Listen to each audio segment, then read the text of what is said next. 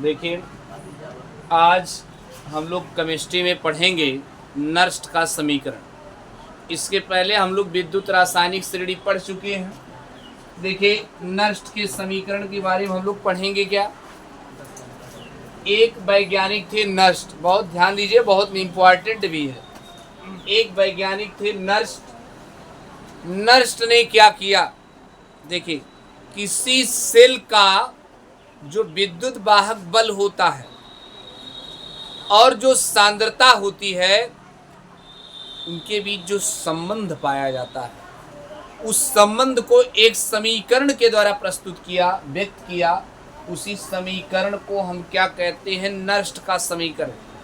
Nernst का समीकरण क्या है, देखिए, सेल का विद्युत वाहक बल ई सेल, देखिए मैंने लिख दिया, सेल का विद्युत वाहक बल हो गया, और सेल की सांद्रता, सेल के विद्युत वाहक बल और सांद्रता के बीच जो संबंध होता है, उसको एक समीकरण के द्वारा प्रस्तुत किया, व्यक्त किया।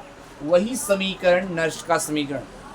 इसका डेरिवेशन आपके सिलेबस में नहीं है, ओनली इसका समीकरण है क्या वो ध्यान दीजिए। E naught E cell is equal N E naught cell minus 2.303 upon NF, और यहाँ RT लिखेंगे, और ये लॉग लिखेंगे, और यहाँ एनोड की सांद्रता, एनोड, ये देखिए एनोड लिखा है, बड़े ब्रैकेट का मतलब सांद्रता, अनूप इधर ध्यान दीजिए, और ये देखिए कैथोड की सांद्रता, एनोड की सांद्रता अपन कैथोड की सांद्रता, बेस 10 लगा दीजिए। यही है नर्स्ट का समीकरण, बहुत इंपॉर्टेंट है। कई समीकरण दिया जाएगा, उस पर नर्स्ट का समीकरण आपको लिखना रहेगा। तो आप बताइए, सेल का ये विद्युत वाहक बल और ये सांद्रता के बीच जो संबंध होता है, उसको एक समीकरण के द्वारा ये देखिए व्यक्त किया गया है, और इसी समीकरण को हम क्या कहते हैं, नर्स्ट का समीकरण। इसको हम देखिए ऐसा भी लिख सकते हैं, E cell is equal N E naught cell और माइनस 2.303 अपान NF और RT, और ये लॉग ऐसे लिखेंगे। और याद रखिएगा, एनोड जो होता उत्पाद होता है, तो एनोड की जगह आप उत्पाद भी लिख सकते हो, उत्पाद की सांद्रता बटे कैथोड, कैथोड की जगह आप लिख सकते हो अभिकारक की सांद्रता, या दूसरा नाम क्रिया कारक भी आप लिख सकते हो। उत्पाद की सांद्रता बटे अभिकारक की सांद्रता, जो बड़ा ब्रैकेट इसका सांद्रता, देखिए उत्पाद की ये सांद्रता, ये अभिकारक की सांद्रता, और इसका लिख देंगे बेस कितना, लिखेंगे 10, बेस कितना 10। इसके बाद ध्यान दीजिए, इसमें क्या क्या कौन आया है। जो आपका R है, R गैस स्थिरांक होता 8.314, इसका मान लिया जाता है। T परमताप है। N जो आप देख रहे हो, ये स्थानांतरित इलेक्ट्रॉनों की संख्या, यानी जो इलेक्ट्रॉन स्थानांतरित होता है कैथोड एनोड्स में, वो स्थानांतरित इलेक्ट्रॉनों की संख्या है। और F जो है फैराड है, 1 फैराड बराबर होता है 96,500 कूलाम होता है। ये आपको हमने पूरी बात परिचय करा दिया। एक बात पुनः इसको हम बताएंगे, नर्स्ट का समीकरण कंपटीशन परीक्षा में भी बहुत पूछा गया है। क्या है आप बताएंगे, एक वैज्ञानिक थे, एकदम कहानी के तरीके से इसको समझेंगे। एक वैज्ञानिक थे नर्स्ट। नर्स्ट ने क्या किया, सेल के विद्युत वाहक बल और सांद्रता के बीच जो रिलेशन है, उसको एक समीकरण के द्वारा व्यक्त किया, और उसी समीकरण को हम क्या कहते हैं, नर्स्ट का समीकरण। नर्स्ट का समीकरण ये आपके सामने हमने लिख दिया। अब ये देखिए, E cell is equal then E naught cell 2.303 upon NF, RT log anode की सांद्रता अपान कैथोड की सांद्रता, बेस 10 हो गया। अब आप एक चीज ये ध्यान दीजिएगा, एनोड जो होता उत्पाद होता है, और कैथोड जो होता अभिकारक होता है। इसमें कौन कौन क्या आया है, याद रखिएगा इस सेल का मानक विद्युत वाहक बल होता है जो R होता गैस स्थिरांक होता है 8.314 T परमताप, N स्थानांतरित इलेक्ट्रॉनों की संख्या होती है और F जो होता farad, 1 farad is equal then 96,500 coulomb होता है। आइए इतना हम लोग जान गए। इसके बाद हम क्या करेंगे, इसके बाद भैया हम लोग जो है 25 डिग्री सेंटीग्रेड ताप पर सेल का विद्युत वाहक बल निकाल डालेंगे कि जैसे जिस समय ताप 25 डिग्री सेंटीग्रेड रहता है और 25 डिग्री सेंटीग्रेड ताप पर सेल का विद्युत वाहक बल कितना होता है, नर्स के समीकरण से कैसे निकालेंगे। देखिए 25 डिग्री सेंटीग्रेड ताप पर यहाँ पे 25 डिग्री सेंटीग्रेड ताप मतलब 298 केल्विन, इसी में वैल्यू रखते हैं। देखिए आपका ई सेल ऐसे उतार दे रहे हैं, ई सेल, और इसके बाद देखिए आप ऐसे लिखेंगे ई नॉट सेल, थोड़ा भाई जहां नीचे दिखाई नहीं पड़ेगा वो बताइएगा, 2.303 गैस स्थिरांक 8, आर का मान 8.314 लिख दीजिए। 25 डिग्री सेंटीग्रेड ताप पर गैस स्थिरांक आर का मान लिखेंगे 8.314 लिखेंगे, और आपका जो टी परम ताप है 25 डिग्री सेंटीग्रेड यानी 298 केल्विन है, और इसके बाद बटे यन ऐसे उतार दीजिए, यह फैराड होता है और 25 डिग्री सेंटीग्रेड ताप पर 1 फैराड का मान जो होता है वो 96,500 कूलाम होता है।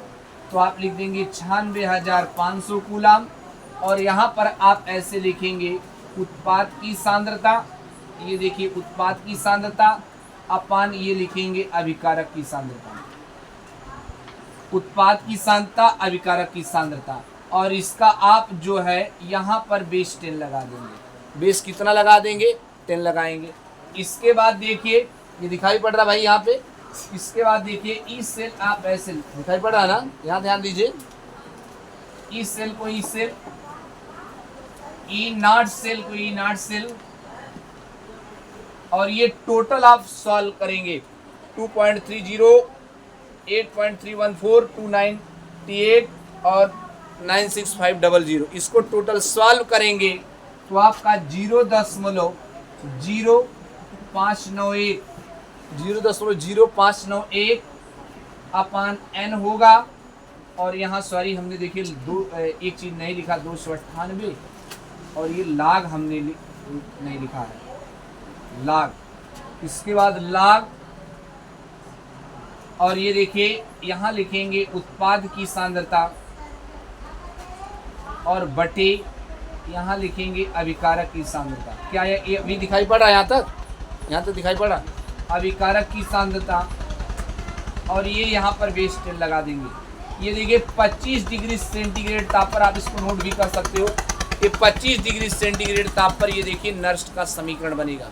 कितने डिग्री सेंटीग्रेड ताप पर, 25 डिग्री सेंटीग्रेड ताप पर ये आपका बन जाएगा नर्स्ट का समीकरण। क्या हुआ, कहीं मिसप्रिंट है क्या है? क्या नहीं सही है, उत्पाद की सांद्रता बटे अभिकारक की सांद्रता। आप यहाँ कैथोड भी एनोड भी लिख सकते हो और कैथोड भी लिख सकते हो, सही आपका है। अब देखिए ये 25 डिग्री सेंटीग्रेड ताप पर ये नर्स्ट का समीकरण हमने बना दिया। अब इसमें देखिए तमाम स्थितियां हैं, उन स्थितियों के बारे में आप चर्चा कर लीजिए। पहली स्थिति यहाँ पर देखिए, का यहाँ तक दिखाई पड़ रहा है, यहाँ देखिए भाई, यहाँ दिखाई पड़ रहा, इसके आगे नहीं, यानी यहाँ तक दिखाई पड़ रहा नहीं। अब बस इतने में आपको समझना। चलिए आइए, और यहाँ नीचे, इसके नीचे नहीं दिखाई दिख रहा, चलिए ठीक है, नीचे बताते हैं। तब स्थिति का एक दो स्थिति यहीं ले लेते हैं। स्थिति आपका फर्स्ट देखिए, 2-3 बाकी यहाँ दिखा देंगे। पहली स्थिति क्या है, देखिए यहाँ रखिए, देखिए इधर देखो, ये भाई यहाँ पे रख दीजिए आप। अगर उत्पाद की सांद्रता, ध्यान दीजिए, अगर उत्पाद की सांद्रता अभिकारक की सांद्रता दोनों बराबर हो, पहली कंडीशन क्या, उत्पाद की सांद्रता अभिकारक की सांद्रता बराबर हो। ऐसा लिख सकते हो एनोड की सांद्रता कैथोड की सांद्रता की क्या हो बराबर। थोड़ा देखिए क्या रिलेशन बनता है राहुल भैया। ये अगर एनोड कैथोड की सांद्रता बराबर रहेगी तो यहाँ एनोड के जगह भी कैथोड लिख सकते हो, ऊपर नीचे कट जाएगा, log 1 बचेगा और log 1 की वैल्यू 0 होगी। 0 से टोटल गुणा करेंगे, टोटल 0 आ जाएगा, तब सेल का विद्युत वाहक बल सेल के मानक विद्युत वाहक बल के बराबर हो जाएगा। स्थिति ये पूछा जाता है, कंपटीशन परीक्षाओं में पूछा जाता है कि जब एनोड की सांद्रता, देखिए यही है एनोड की सांद्रता, यदि फर्स्ट स्थिति, यदि एनोड की सांद्रता कैथोड की सांद्रता के बराबर है, बोली एनोड की सांद्रता, ये एनोड की सांद्रता है और किसकी सांद्रता है, अगर एनोड की सांद्रता कैथोड की सांद्रता के क्या है, बराबर है, तो क्या होगा, सेल का विद्युत वाहक बल क्या होगा, तो आप बताइए। कहीं डायरेक्ट कर दें, अब आप अगर कैलकुलेशन नहीं कर पाते तो देखिए मैं लिख दे रहा हूँ, एक कर, ये दिखाई पड़ा यहाँ, तो यहाँ दिखाई पड़ा, देखिए मैं लिख दे रहा हूँ, ई सेल ऐसे होंगे, यहाँ लिखेंगे ई नॉट सेल 0.0591 पूरे का बटा n, पूरे का बटा n। और ये देखिए उत्पाद के जगह क्या करें, इधर ध्यान दीजिए, ये उत्पाद की सांद्रता लिखिए, किसकी सांद्रता लिखिए, बोलिए, ये किसकी सांद्रता लिखिए, उत्पाद की सांद्रता। यहाँ कैथोड की एनोड की सांद्रता, कैथोड की सांद्रता लिख सकते हो, देखो, या इसको यहाँ डायरेक्ट भी करते हैं, मैं एक स्टेप में लिख दे रहा हूँ, यहाँ आप एनोड की सांद्रता कर सकते हो और यहाँ क्या लिख सकते हो आप, कैथोड की सांद्रता। चलिए ये लिख दिया, अगर कैथोड एनोड की सांद्रता बराबर रहेगी तो आप बताइए, लाख को लाख ऐसे उतारेंगे, ये एनोड की सांद्रता ऐसे उतारेंगे, एनोड की सांद्रता, और बटे ये कैथोड एनोड की सांद्रता जब बराबर रहेगी तो कैथोड की सांद्रता के जगह भी हम लिख सकते हैं किसकी सांद्रता, किसकी सांद्रता, एनोड।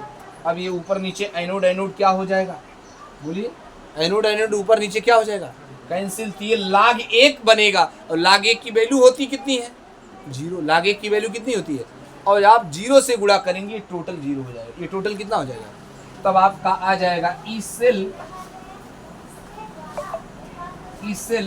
बराबर आ जाएगा ई नॉट सेल। दिखाई पड़ रहा है कि नहीं, तो दिख रहा ये, तो आप क्या बताएंगे, अगर कोई पूछ लिया जब एनोड की सांद्रता कैथोड की सांद्रता के बराबर होती है तो क्या होता है, तो आप बताएंगे सेल का कुल विद्युत वाहक बल सेल की मानक विद्युत वाहक बल के क्या होता है, बराबर होता है। क्या रिलेशन पाए, जब किसकी सांद्रता, बोलिए, जब किसकी सांद्रता, एनोड की सांद्रता कैथोड की सांद्रता के क्या है, बराबर है, तो सेल का विद्युत वाहक कुल विद्युत वाहक बल सेल के मानक विद्युत वाहक बल की क्या होता है, बराबर होता है। पहला कंडीशन हो गया। अब दूसरी स्थिति, ऊपर यहाँ दिखाई है, यहाँ देखिए, चलिए स्थिति सेकंड, और नीचे, चलिए और नीचे, बस स्थिति सेकंड, राहुल देखिए स्थिति सेकंड, पलटिए इधर, देखिए स्थिति सेकंड क्या, अब एक बार एक की सांद्रता ज्यादा करिए, एक की सांद्रता कम कर दीजिए, रख दीजिए कुछ उसी पे, एक बार एनोड की सांद्रता ज्यादा करिए, एक बार कैथोड की सांद्रता, कोई एक ज्यादा करिए। देखिए जैसे मान लीजिए हम यहाँ लिख दें एनोड की सांद्रता, देखिए भाई थोड़ा हम डायरेक्ट करेंगे, एनोड की सांद्रता अधिक है, किससे ज्यादा है, कैथोड की सांद्रता से। एनोड की सांद्रता कैथोड की सांद्रता से क्या है, ज्यादा है, तब क्या होगा बोलिए, तो आपका एनोड की सांद्रता ज्यादा, देखो ये एनोड की सांद्रता ज्यादा है, ये ज्यादा है, अगर एनोड की सांद्रता ज्यादा रहेगा, ध्यान दीजिए एनोड की सांद्रता क्या है, तो ज्यादा, ये जब ये एनोड ज्यादा रहेगा, ये मान कैथोड कम रहेगा, तो जब ज्यादा में कम से भाग करेंगे मान कम आएगा, यानी पूरा ये लाख सहित वैल्यू मान कम आएगा, और इसमें से कम घटा देंगे तो जो है आपका ये जो है ज्यादा आएगा। इससे ये बात आप बढ़िया से बड़ी बेहतरीन तरीके से एक बात समझ लीजिए भैया, क्या क्या बात हमने बताया, क्या बात हमने बताया कि अगर एनोड की सांद्रता, किसकी सांद्रता, एनोड की सांद्रता कैथोड की सांद्रता से अधिक, क्यों सीधे नहीं बैठ रहे यार, एनोड की सांद्रता कैथोड की सांद्रता से क्या अधिक, तो एनोड ज्यादा कैथोड कम है, ज्यादा से भाग करोगे और कम से भाग करोगे मान कम आएगा, और जब कम आएगा तो याद रखिएगा इसमें से ज्यादा इसमें से निकालोगे, तो यानी आपका ई सेल जो है वो अधिक होगा, ई सेल देखिए ऐसे लिखेंगे, ई सेल अधिक होगा किससे अधिक होगा? ई नॉट सेल से। ई नॉट सेल से ये कब होगा? E cell E naught cell से कब अधिक होगा बताइए, पहले समझो। ये ई नॉट सेल कब ज्यादा होगा बताइए, एक फिर से समझ लो। एनोड की सांद्रता, इधर देखो, एनोड की सांद्रता कैथोड की सांद्रता से क्या है? एनोड की सांद्रता कैथोड की सांद्रता से क्या है? ज्यादा। तो जब ये ज्यादा है, ज्यादा में भाग की मान, ये वैल्यू कम आएगी, ये वैल्यू क्या आएगी? और जब ज्यादा ये कम घटाओगे तो मान प्लस में आएगा। ये मान किस में आएगा? ये प्लस में। ज्यादा रहेगा, ये कम, उल्टा हमने लिखा है, यानी ये रहेगा आपका, ये आएगा। यानी सेल का कुल विद्युत वाहक बल सेल के मानक विद्युत वाहक बल से क्या होता है? कम होता है। तीसरी स्थिति, स्थिति थर्ड, यदि एनोड की सांद्रता, ये देखिए एनोड की सांद्रता, एनोड की सांद्रता, एनोड की सांद्रता कम है कैथोड की सांद्रता से। अब बताओ, एनोड कम है, इधर देखो बालक, एनोड कम है, कैथोड क्या है? ज्यादा। ज्यादा देखो, कम है ना, ये बोलो, बोलिए। तो आपका जब मान ये एनोड की सांद्रता कम है, ध्यान दीजिए, एनोड की सांद्रता कैथोड की सांद्रता से कम है, तो जब ये आप बताइए कौन कम है? एनोड कम है, ये ज्यादा से भाग करोगे मान कम आएगा। ज्यादा, ये ज्यादा है ना, तो ज्यादा से भाग करोगे मान क्या आएगा? कम, और कम आएगा। अब इसके बाद जो है, जब ये कम रहेगा तो इसमें से आप घटाएंगे आप, तो आपका जो है ये ई सेल अधिक हो जाएगा। भाई ये तो कम वैल्यू प्राप्त होगी, जब कम वैल्यू प्राप्त होगी तो घटाएंगे, कम घटाया जाएगा, कम लेस होगा, तो आपका ई नॉट सेल से अधिक हो जाएगा। यानी सेल का विद्युत वाहक बल सेल के मानक विद्युत वाहक बल से अधिक होता है। ये पूछा जाता है, सुन लीजिए। जब कैथोड एनोड की सांद्रता बराबर रहेगी तो सेल का कुल विद्युत वाहक सेल के मानक विद्युत वाहक बल की क्या रहेगा? दूसरा रिलेशन, अगर एनोड की सांद्रता कैथोड की सांद्रता से ज्यादा है तो ये रिलेशन पाया जाएगा, सेल का कुल विद्युत वाहक बल सेल के मानक विद्युत वाहक बल से कम होता है। अगर एनोड की सांद्रता कैथोड की सांद्रता से कम होगी तो सेल का विद्युत वाहक बल, कुल विद्युत वाहक बल सेल के मानक विद्युत वाहक बल से अधिक होगा। ये आपका रिलेशन।